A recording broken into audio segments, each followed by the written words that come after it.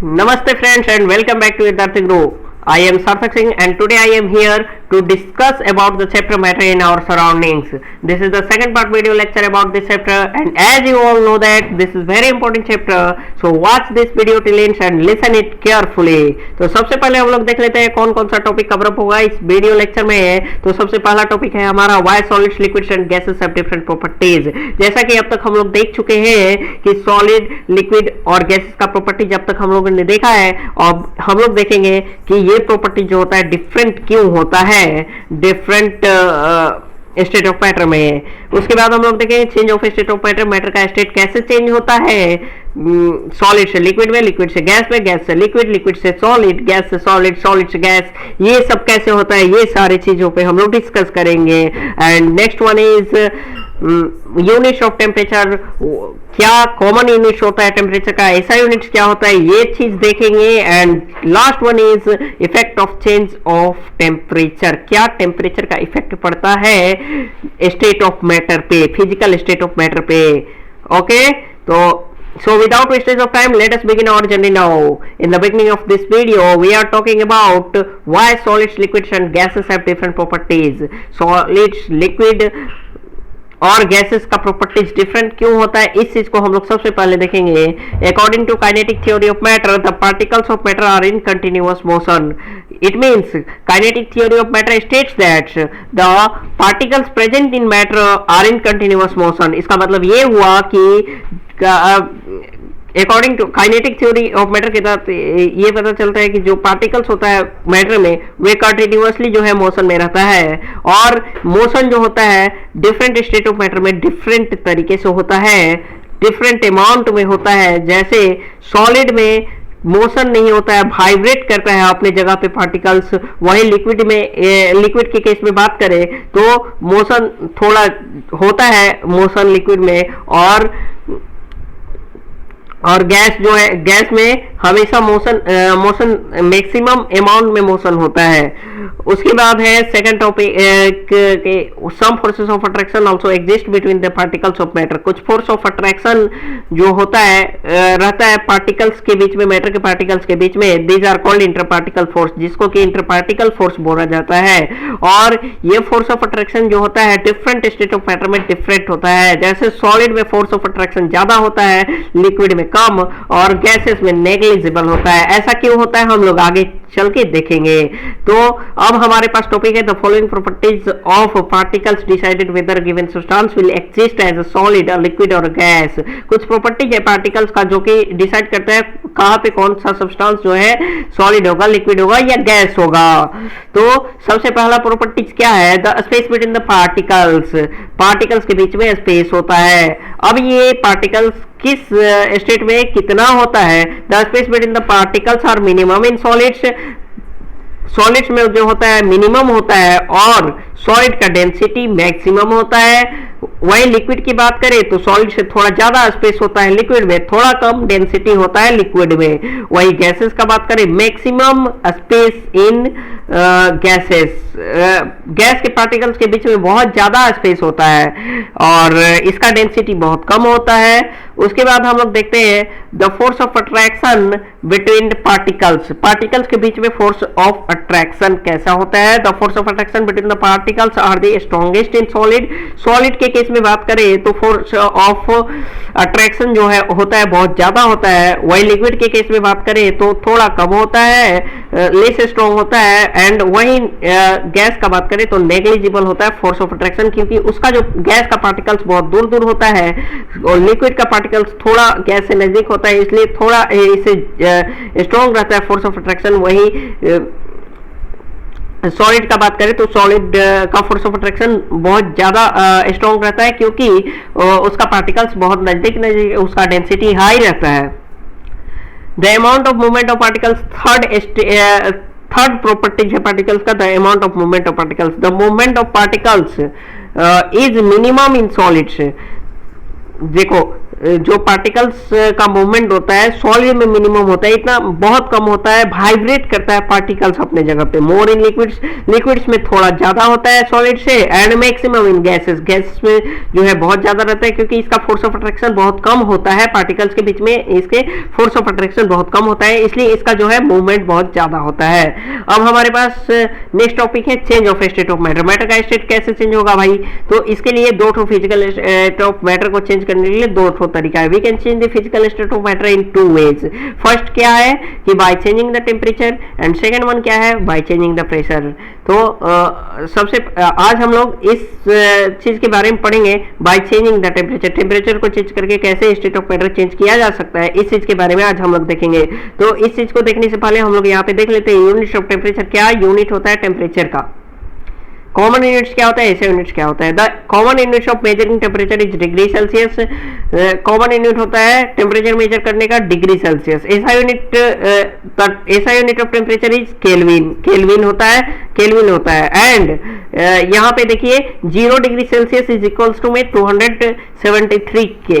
It means 0 degree Celsius is equals to 273 kelvin. Okay, and तो इस तो 0 degree Celsius, तो जैसे आइस का मेल्टिंग पॉइंट कितना होता है सेल्सियस में, 0 डिग्री सेल्सियस होता है, तो उसका केल्विन स्केल पे मेजर करेंगे तो 273 डिग्री सेल्सियस होगा। वही मेल्टिंग पॉइंट ऑफ वेक्स का बात करें तो 63 डिग्री सेल्सियस होता है, 63 डिग्री सेल्सियस होता है सेल्सियस स्केल में। तो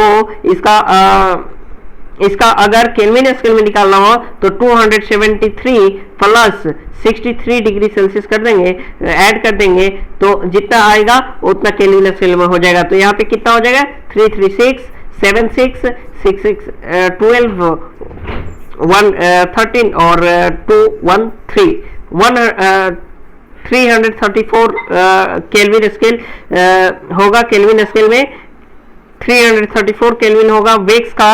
एंड इसके बाद हम लोग देखते हैं next topic, effect of change of temperature. क्या इफेक्ट पड़ता है टेम्परेचर का स्टेट ऑफ मैटर पे? सबसे पहला है सॉलिड टू लिक्विड चेंज।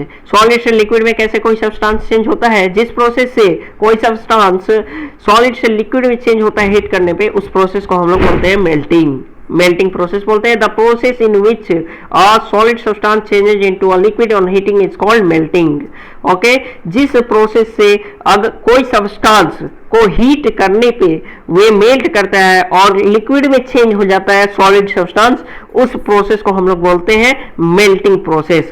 और डिफरेंट सब्सटेंस का डिफरेंट मेल्टिंग पॉइंट होता है। क्या होता है melting point? The temperature at which a solid substance melts and changes into a liquid at atmospheric pressure is called melting point of the substance. Atmospheric pressure पे किसी substance को heat दिया जाए तो मतलब उसका कितने टेम्परेचर पे कोई सब्सटेंस लिक्विड में चेंज हो जाता है, उतना टेम्परेचर जो होता है, जितना टेम्परेचर पे कोई सब्सटेंस सॉलिड से लिक्विड में कन्वर्ट हो जाता है, उतना टेम्परेचर जो है मेल्टिंग पॉइंट कहलाता है उस सब्सटेंस का। Different solids have different melting point, different solids का जो है होता है डिफरेंट मेल्टिंग पॉइंट्स होता है। For example the melting point of ice is 0 degree Celsius, the melting point of wax is 63 degree Celsius, whereas the melting point of iron is 1535 degree Celsius. different melting different solid substance का different melting points होता है। For example, जैसे कि the melting point of ice का melting point होता है 0 degree Celsius, wax का melting point जो होता है 63 degree Celsius होता है, whereas the melting point of iron is 1535 degree Celsius. And अब हमारे पास नेक्स्ट है liquid to gas change. Liquid से गैस में कोई सब्सटेंस के चेंज होने के प्रोसेस को बोलते हैं हम लोग बॉइलिंग प्रोसेस।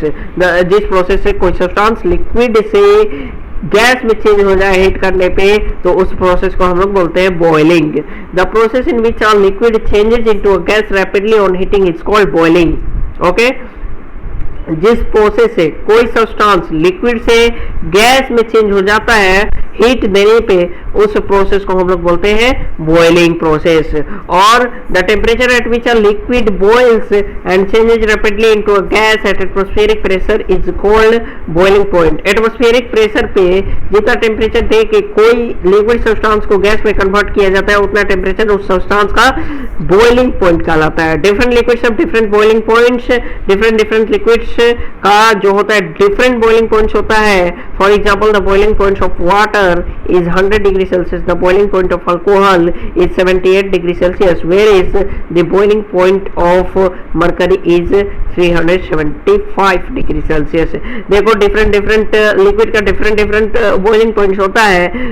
जैसे कि the boiling point of water का बॉइलिंग पॉइंट होता है 100 डिग्री सेल्सियस, वहीं अल्कोहल का बात करें तो 78 डिग्री सेल्सियस, वहीं अगर मरकरी का बात करें तो 375 डिग्री सेल्सियस होता है बॉइलिंग पॉइंट। एंड अब हमारे पास नेक्स्ट स्लाइड में है गैस टू लिक्विड चेंज। जिस प्रोसेस से कोई सब्सटेंस गैस से लिक्विड में चेंज होता है उस प्रोसेस को बोलते हैं condensation. The process of changing a gas to a liquid by cooling, cool करके किसी सब्सटेंस को गैस से लिक्विड में चेंज किया जाता है उस प्रोसेस को बोलते हैं condensation. Condensation is the reverse of boiling. Boiling का रिवर्स होता है कंडेंसेशन। इट मींस क्या होगा कि अगर वाटर का बॉइलिंग पॉइंट 100 डिग्री सेल्सियस है तो उसका